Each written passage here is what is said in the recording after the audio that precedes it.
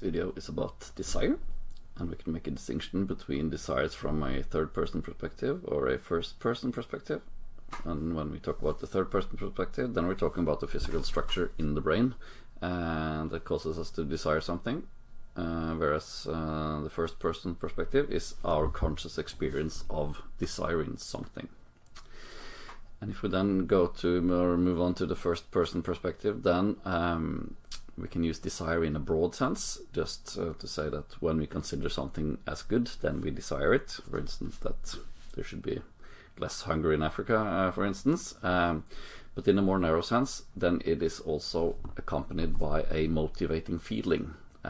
Because you could think, yes, it would be good that it was less hunger in Africa, but you don't really care, you don't feel that it's really important.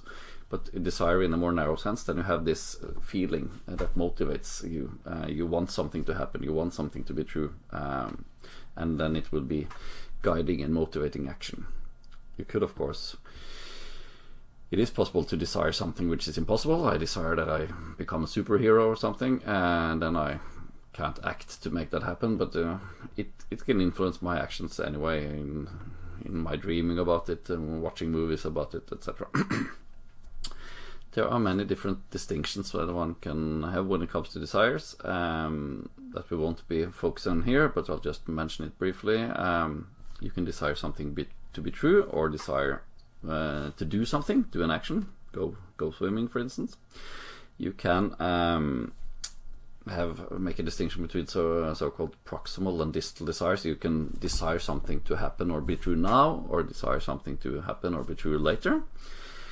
You can also desire something as a means to something else, or as a goal in itself. So I can, for instance, desire to go swimming as a means to become more fit, just for the exercise, but the goal is that I should have a body which is more healthy, etc. But it could also be a goal in itself, just that I just like swimming for its own sake. And it's possible to combine them, so you both like swimming for its own sake, but you also desire it as a means to something else. Finally, you can have some standing desires, something that you always desire, but you don't necessarily always feel it. And actualized desires, that's when you feel that you really want something.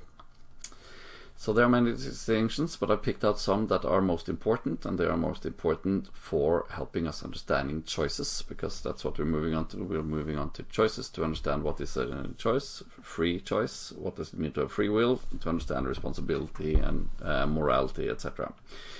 So some important distinctions and facts to note then. Is first the distinction between innate desires, desires that you are born with, and acquired desires, something that you have learned later. So we know that some desires for food and sex, etc., are innate, and you can.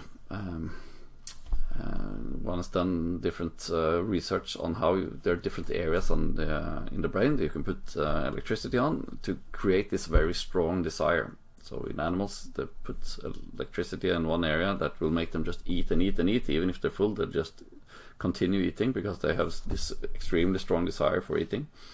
Or they can put anesthesia in the same area, or if it's broken then they won't. They have no desire for food and won't eat. So we have to force feed them in order to prevent them from dying from hunger.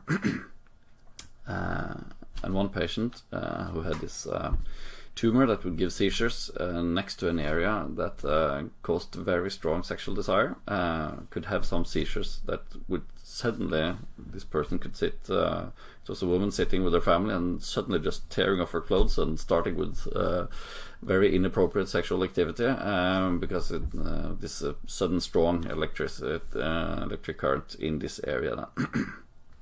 And of course we don't have anything similar with acquired desires, for instance, for stamp and collecting stamps. You don't have people suddenly getting this.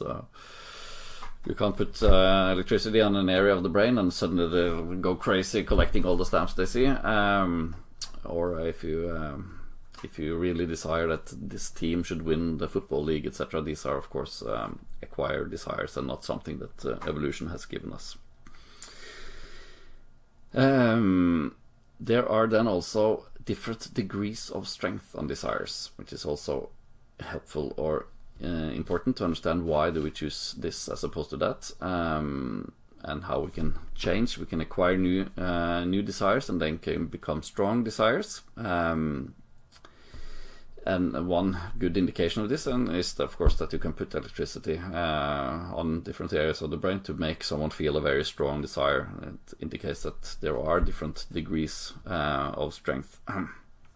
But there are also questions and objections that we can raise when it comes to the concept of degree of strength. So I'm saving that for later when we're going to discuss will and weakness of will, etc. But just to see that there are some good reasons to believe that they come in different degrees. And that's what we have seen already now.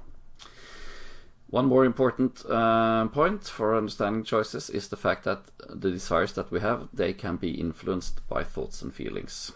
So how strong we feel and so how strong we desire something can be influenced by our thinking and our feeling. And then also our memories later, earlier experiences, etc. So let's, for an example, imagine that you are walking towards, you see that there's a chair, it's free, you want to sit, you desire to sit because your legs are tired, but then you also see another person approaching the same chair. And then this activates then a new alternative for action in your mind, namely that you could offer the chair. You could either speed up and grab the chair for yourself, or you can offer it to this other person. And maybe this activates then earlier memories that you had. Maybe another time you did grab a chair and this person yelled at you, or some people looked at you or thought that this wasn't very nice. Or maybe you have a memory of offering someone a chair and you started talking and became friends, or some good memories. So these earlier memories and earlier feelings can then change how strongly you desire either to take the chair for yourself or offer it to someone else.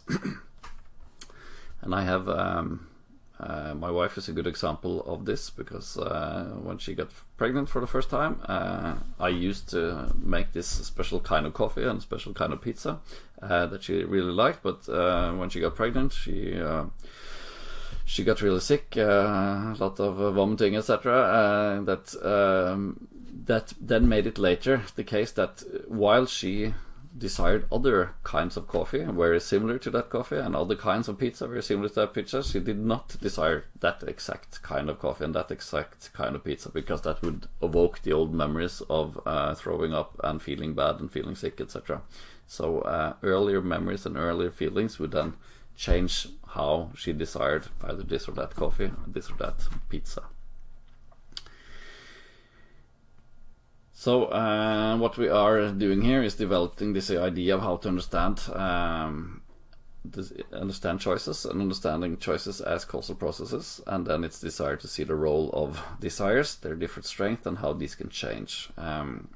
We are going to look at more examples, but also more objections later, because sometimes, of course, we do something even if we don't feel a very strong desire for it, or maybe we desire something and still we don't do it, called weakness of will, or akrasia in Latin, but we'll return to all that later. Now we just introduced the concept of desire, understanding it in a bit more detail, and then we move on to the next chapter, chapter 6 now, on thinking.